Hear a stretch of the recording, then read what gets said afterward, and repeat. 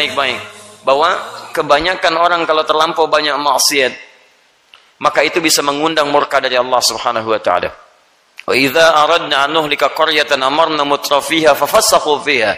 Kalau kami ingin datangkan hukuman pada satu negeri, maka tandanya banyak kemaksiatan dibuat di negeri itu. Kalau orang sudah banyak maksiat, artinya Anda dengan sendirinya mengundang azab Allah Subhanahu wa taala.